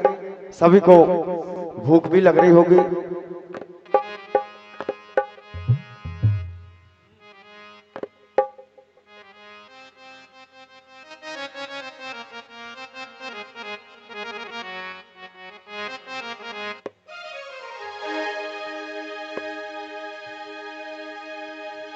सात दिनों का साथ था तुम्हारा हमारा, तुम्हारा हमारा।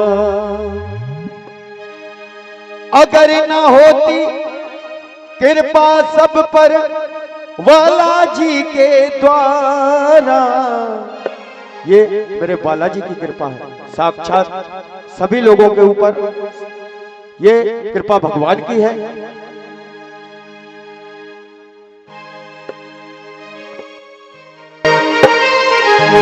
सात दिनों का साथ था तुम्हारा हमारा, तुम्हारा हमारा। सात दिनों का साथ था तुम्हारा हमारा, तुम्हारा हमारा। अगर न होती कृपा सब पर बालाजी के द्वारा, सात दिनों का साथ था तुम्हारा हमारा, तुम्हारा हमारा। सात दिनों का साथ था तुम्हारा हमारा, तुम्हारा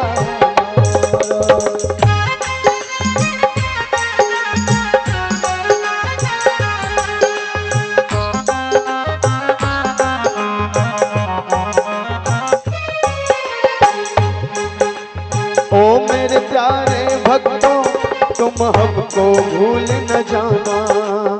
ओ मेरे प्यारे भक्तों तुम हमको भूल न जाना।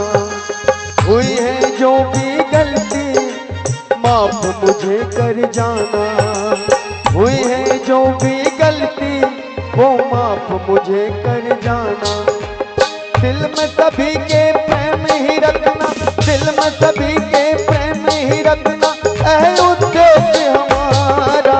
जन्म जन्म का साथ था तुम्हारा हमारा, तुम्हारा हमारा।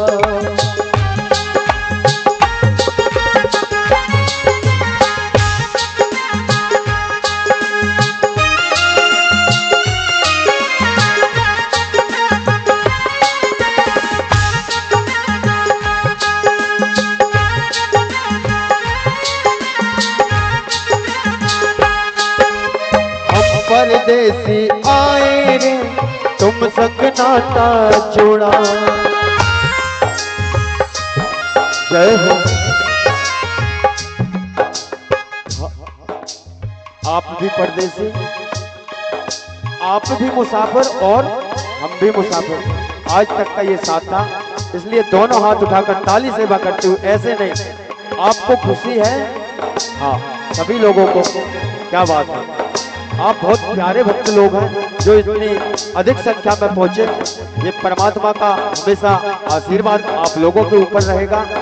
बड़े भक्तिमय लोग, कथाएं तो हम और भी करते हैं आप लोगों के आशीर्वादों से, लेकिन परमात्मा ने यहाँ कुछ और ही दिखा दिया हमें।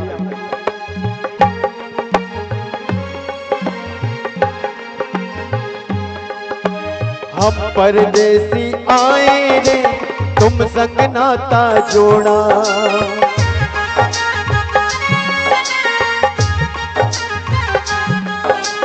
कभी कुछ भी ना पाए ऐसे प्रेम से मोड़ा।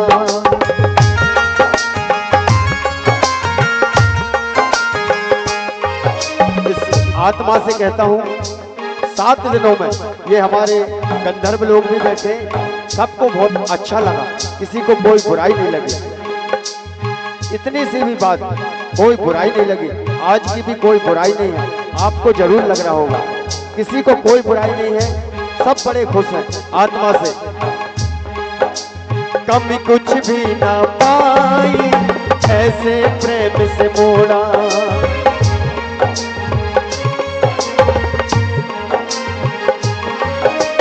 आपके प्रेम का ऋण मुझसे, आपके प्रेम का ऋण मुझसे नहीं उतरेगा सारा। 7 दिनों का साथ था तुम्हारा हमारा, तुम्हारा हमारा। 7 दिनों का साथ था तुम्हारा हमारा, तुम्हारा हमारा।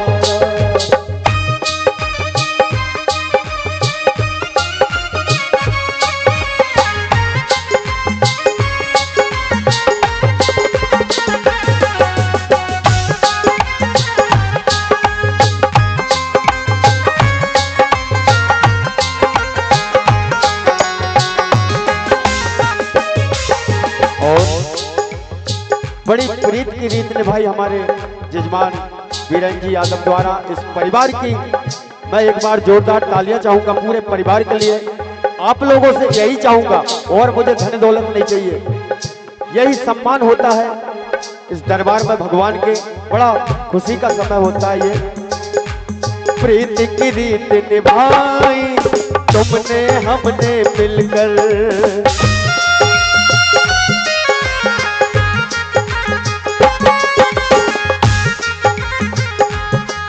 अरे प्रीत की रीत निभाई तुमने हमने मिलकर।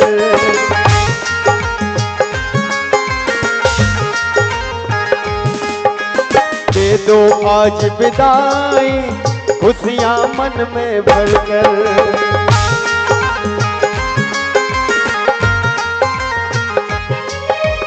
अपने मन में खुशी आत्मा से कहता हूं बार बार, ये जितने भक्त बैठे हैं मैंने ऐसे भक्त नहीं देखे, बड़े प्यारे, क्योंकि बड़ी शांति के साथ आपने कथा को श्रवण किया। इस परमात्मा के दरबार में मैं चाहूंगा आप सभी लोग सुखी रहें, निरोगी रहें, हमेशा आपके परिवारों में खुशियां छाई रहें। और आप लोग ऐसे ही इस इच्छा पूर्ति हनुमान मंदिर पे इसी तरह भक्तों की भीड़ जुटी रहे, हमेशा संकीर्तन राम नाम का ऐसी ही कथाएं होती रहें। जो भी वक्ता यहाँ पर आए उसका आप पूर्ण सहयोग करें, ये मेरा आपसे निवेदन है। प्रीत की रीत निभाई तुमने हमने मिलकर, दे दो आज विदाई खुशियां मन में भरकर। फिर से बनाना ऐसैयों, फिर से बनाना ऐसैयों बालाजी के द्वारा।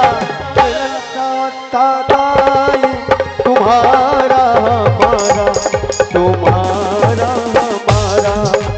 7 दिनों का साथ था तुम्हारा हमारा, तुम्हारा हमारा। अगर न होती कृपा सब पर, अगर न होती कृपा सब पर बालाजी के द्वारा। बालाजी साथ था तुम्हारा हमारा, तुम्हारा हमारा। 7 दिनों का साथ था तुम्हारा हमारा, तुम्हारा हमारा, तुम्हारा हमारा, तुम्हारा हमारा, तुम्हारा हमारा।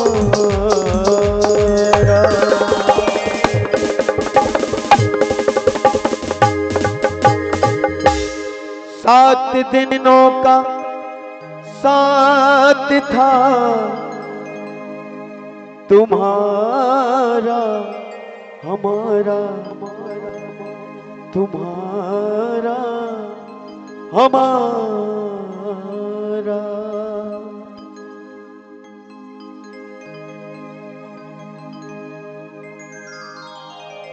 बोल वृंदावन बिहारी लाल की जय हो, बालाजी सरकार की जय हो, राधा रानी सरकार की जय, श्रीमद् भागवत महापुराण की जय। आइए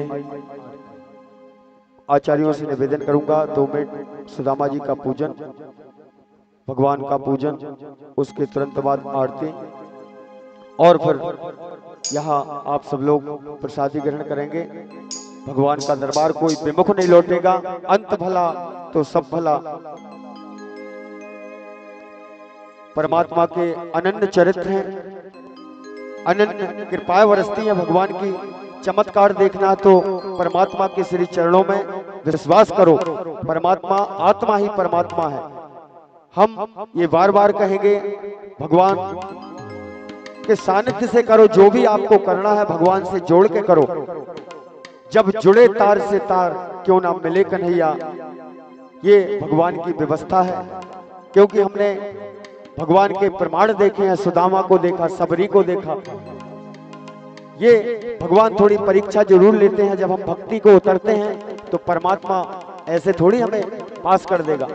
किसी नौकरी को जाएंगे तो डिग्री चाहिए, तो डिग्री भक्ति है। परमात्मा से मन को जोड़ो, अपने तार को जोड़ो और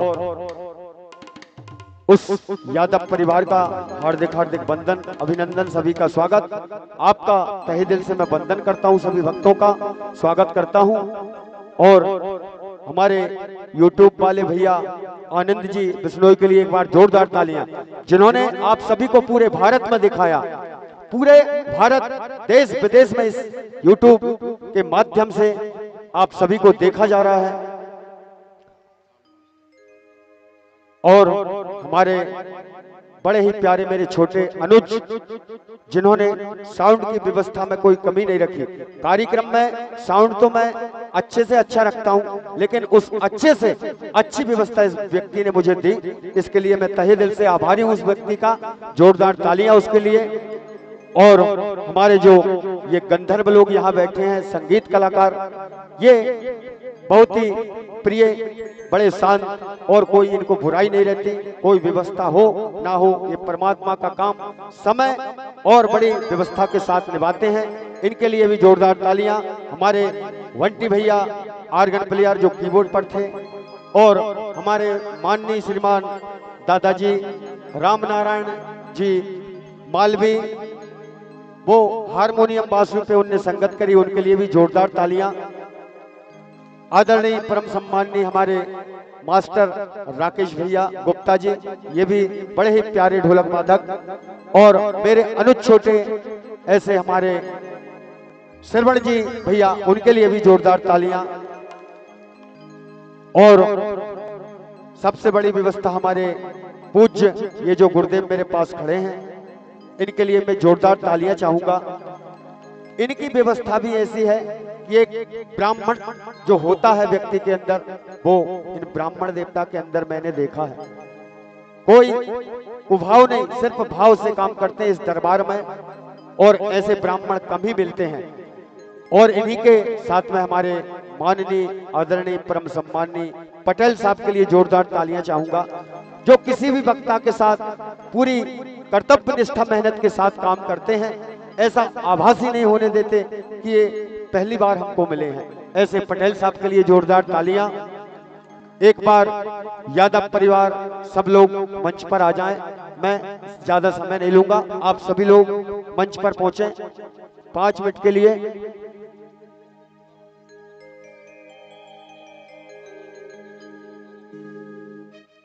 हमारे यजमान श्री इच्छापूर्ति हनुमान मंदिर, अगली भागवत कथा श्री देवेंद्र जी पवार ढांडिया, श्री रामविलास जी यादव भैसान। जोरदार तालियों से स्वागत किया जाए इस भव्य आयोजन का। और यादव परिवार से निवेदन, 5 मिनट के लिए मंच पर पहुंचे सभी लोग।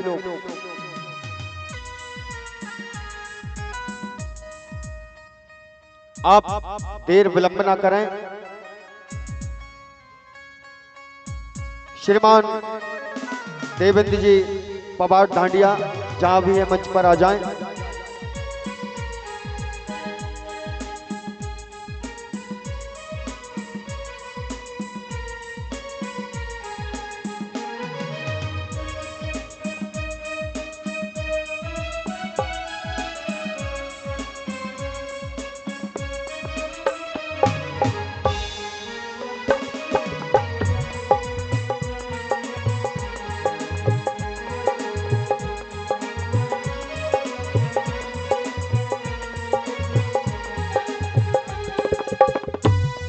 श्रीमान वत्री प्रसाद जी मटकोलिया 121 रुपये भगवान के श्री चरणों में। जय श्री राधे, जय श्री कृष्ण।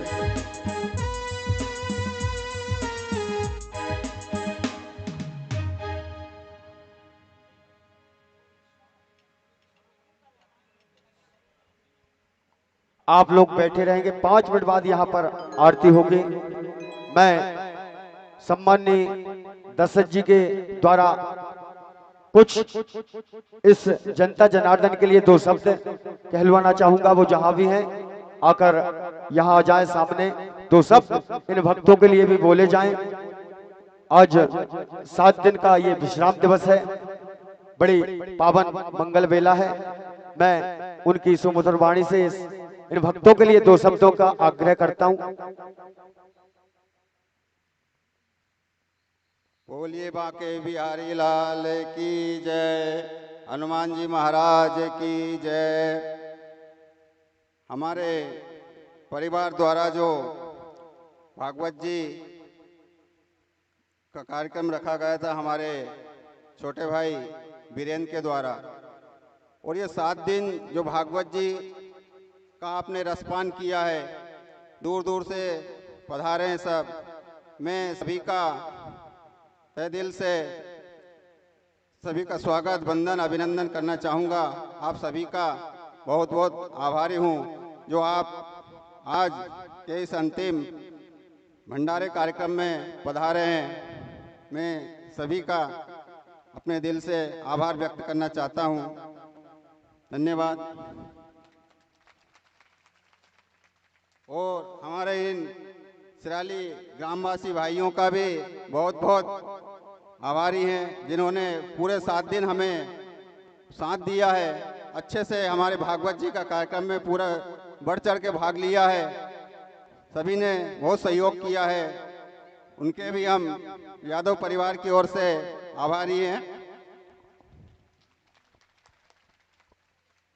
बहुत बहुत धन्यवाद बड़े भैया, आपने जो अपनी सुमधुर वाणी से इन भक्तों को हर्षित कराया। आइए भगवान की पावन मंगल आरती में चलते हैं। सभी लोग एक बार खड़े हो जाएं, आप लोग सभी लोग स्थान पे व्यवस्थित खड़े हो जाएं। भगवान की पावन मंगल आरती करेंगे, उसके बाद आगे का कार्यक्रम रहेगा। आदरणीय जजमान जी से निवेदन, स्वागत वंदन कर दें, माल्यार्पण अर्पण करें।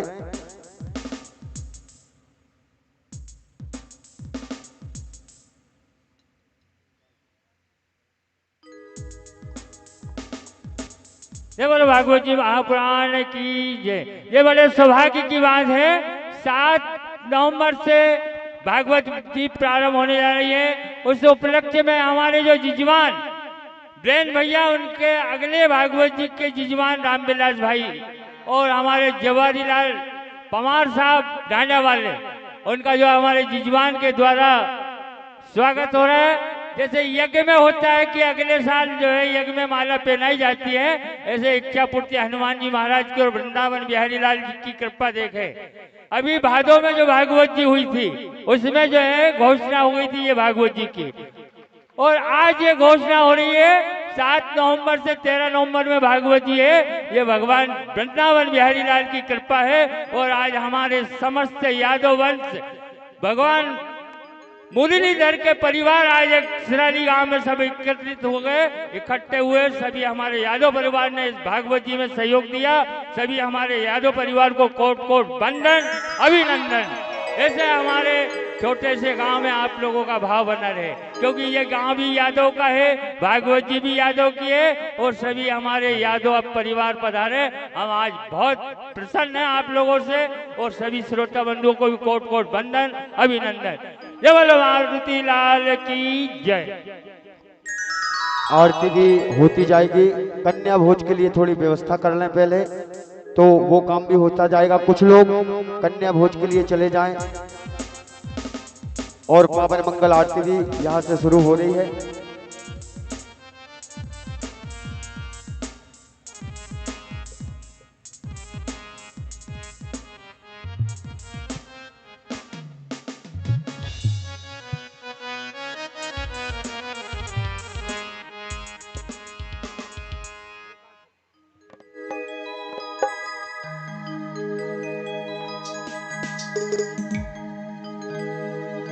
जय श्री राधे। एक बार जोरदार जयकारा लगाएंगे। बोल बालाजी सरकार की, वाक्य बिहारी लाल की, राधा रानी सरकार की। आरती कृष्ण कन्हैया की, आरती कृष्ण कन्हैया की, अधर दर मुरली बजैया की। आरती कृष्ण कन्हैया की, अधर दर मुरली बजैया की। आरती कृष्ण कन्हैया की, अधर दर मुरली बजैया की। आरती कृष्ण कन्हैया की, अधर धर मुरली बजैया की। जय हो।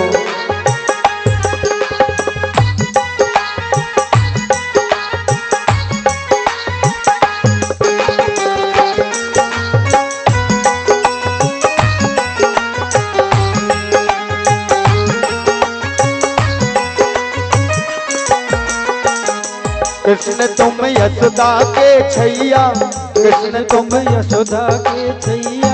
श्याम तुम दाऊ के भैया, श्याम बल दाऊ के भैया, श्याम बल दाऊ के भैया। दाऊ बल दाऊ के भैया। वृंदावन जय हो, वृंदावन जय हो। वृंदावन रास रचैया की, अधर धर मुरली बजैया की। वृंदावन बजैया की, मधुर धर मुरली बजैया की। आरती कृष्ण कन्हैया की, अधर धर मुरली बजैया की। आरती कृष्ण कन्हैया की, अधर धर मुरली बजैया की। जय हो।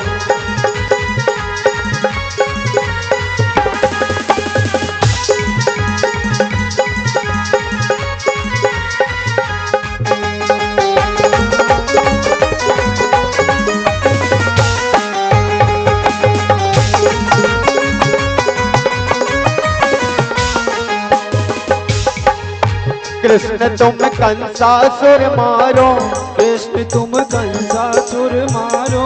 श्याम तुम भूमि भार तारो, श्याम तुम भूमि भार तारो। श्याम तुम भूमि भार तारो। श्याम तुम भूमि भार तारो।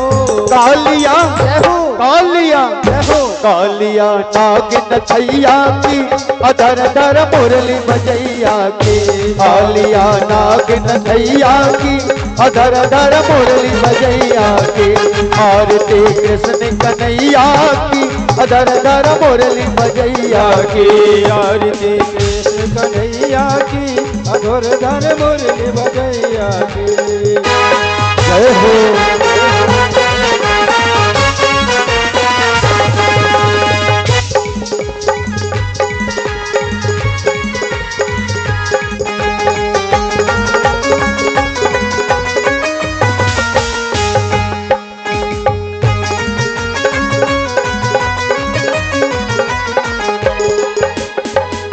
कृष्ण तुम कंसासुर मारो, ओ कृष्ण तुम कंसासुर मारो।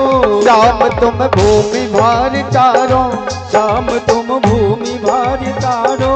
श्याम तुम भूमि भार तारो। ओ श्याम तुम भूमि भार तारो। गीता का जय हो, गीता का जय हो। गीता का ज्ञान सुनैया की, अधर धर मुरली बजैया की। गीता का कन्हैया की, अधुर धर मुरली बजैया की। आरती कृष्ण कन्हैया की, अधर धर मुरली बजैया की। आरती कृष्ण कन्हैया की, अधर धर मुरली बजैया की। जय हो।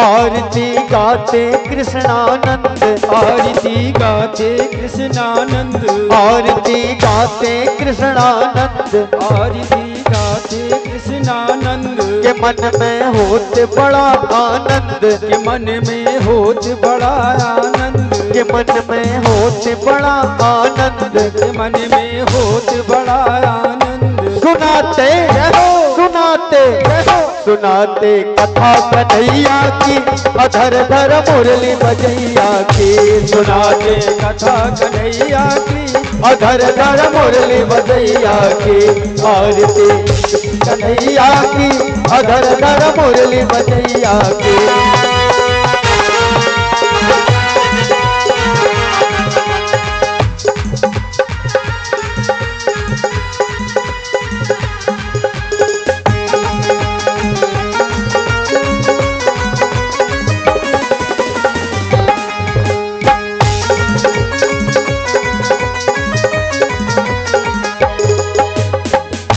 कृष्ण तुम अर्जुन के प्यारे, कृष्ण तुम अर्जुन के प्यारे, राम तुम भक्तन रखवारे, राम तुम भक्तन रखवारे, राम तुम भक्तन रखवारे, राम तुम भक्तन रखवारे।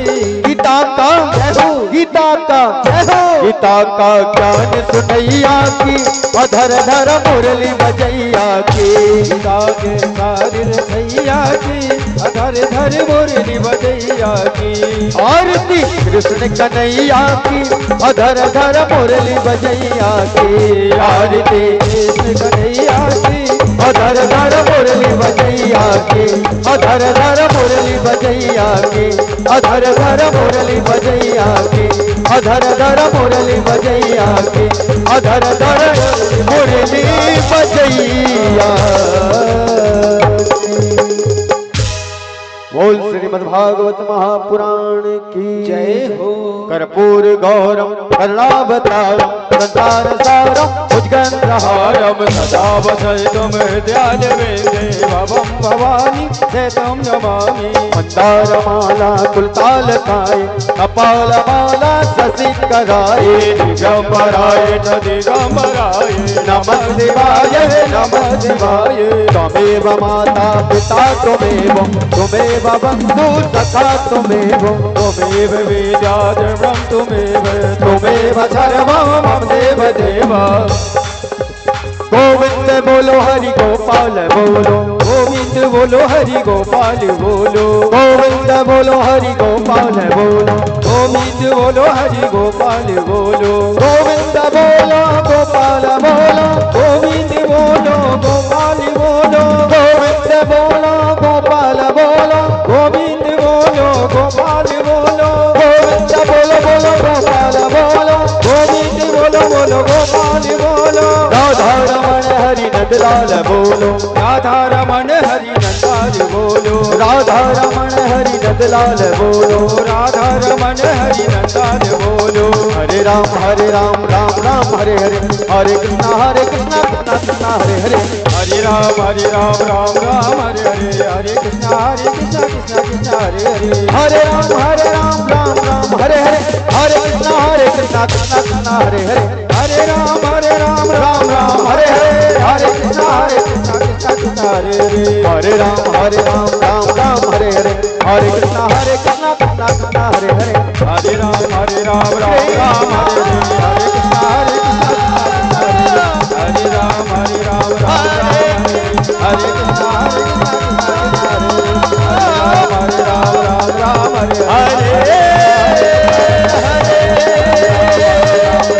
हरे।